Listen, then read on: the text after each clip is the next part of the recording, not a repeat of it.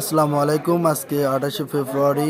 আজকের এই দিনে 2013 সালে শহীদ আল্লামা দেলোয়ার হোসেন সাঈদীর আসলে ফাঁসির রায় দেওয়া হয় আন্তর্জাতিক অপরাধ ট্রাইব্যুনাল থেকে। তার 12টি মামলার মধ্যে 2টি মামলায় তাকে মৃত্যুদণ্ড দেওয়া হয়। এই রায়ের বিপক্ষে সারা বাংলাদেশ থেকে লক্ষ লক্ষ লক্ষ লক্ষ জনতা আসলে তার এই রায়ের প্রতিবাদে রাজপথে নেমে আসে এবং সেই বিক্ষোভে সেই মিছিলে আওয়ামী পেটোয়া পুলিশ বাহিনী দ্বারা নির্মমভাবে গুলি করে প্রায় 150 জন ভাইকে শহীদ করা হয়।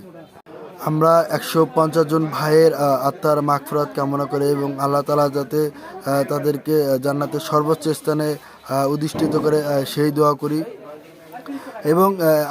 এবং এই গণহত্যার সাথে আওয়ামী পেটোয়া বাহিনী এবং আওয়ামী লীগের বিচার কার্যক্রম নিশ্চিত করার জন্য জোর দাবি জানায় এবং তারা যে এই গণহত্যা এই ম্যাসাকার করেছে এটা বাংলাদেশি ইতিহাসে একদিনে হত্যার রেকর্ড।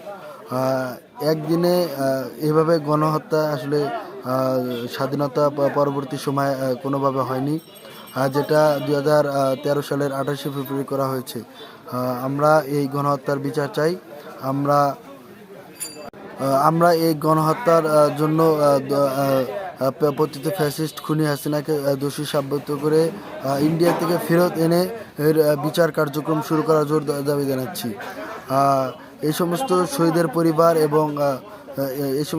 পরিবার যদি তারা বিচার না পায় আসলে তারা আশাহত হবে এবং আমি বাংলাদেশ জামাত ইসলামীকে বিনীতভাবে আহ্বান করব, আপনারা এই দিন উপলক্ষে আপনারা যে কোনো আপনারা একটা কার্যক্রম হাতে নেন এবং এই গণহত্যার বিপক্ষে আপনারা শক্তিশালী স্টেটমেন্ট প্রদান করুন।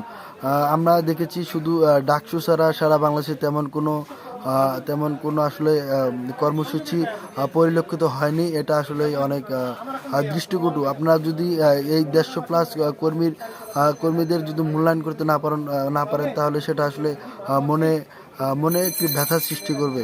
আমরা সেই জন্য বিনীতভাবে আহ্বান করব, আপনারা এবছর যা হয়েছে আগামী বছর থেকে একটি কর্মসূচির মাধ্যমে এই দিনটি পালন করবেন।